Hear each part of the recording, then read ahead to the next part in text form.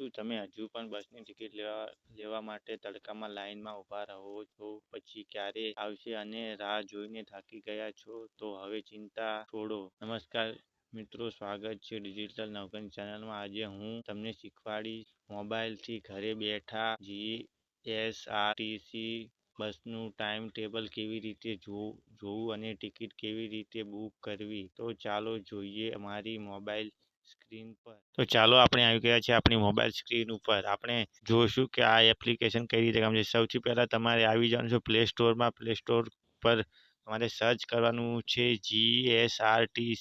જીઆરએસટી application આવી જશે. આ એપ્લિકેશનને તમારે ઇન્સ્ટોલ કરી લેવાની છે.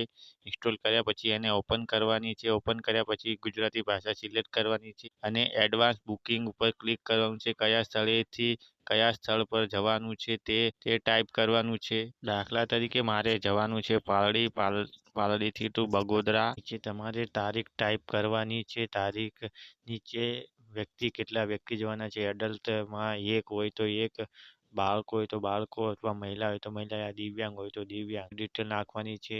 જેમ કે હું અત્યારે એક જ જવાનો છું એટલે અત્યારે એક ટાઈપ કરું છું. તો અને સર્ચ બટન દબાવી દો. જુઓ અહીં બધી બસોનું લિસ્ટ આવી ગયું છે. ડાબી બાજુએ બસ ઉપાડવાનો ટાઈમ છે અને જમણી બાજુએ પહોંચવાનો ટાઈમ છે. બાજુમાં ટિકિટનો ભાવ પણ લખેલો છે.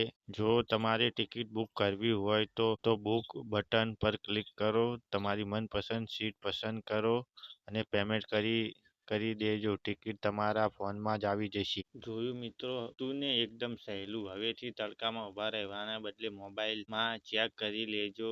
જો તમે આ માહિતી ગમી હોય તો વિડીયોને લાઈક કરજો અને તમારા મિત્રોને વોટ્સએપ પર શેર કરજો. આવી જ નવી માહિતી ગુજરાતીમાં શીખવા માટે ચેનલને સબસ્ક્રાઈબ કરવાનું ભૂલતા નહીં. હું છું નવઘણ. મળીશું નવા વિડીયોમાં.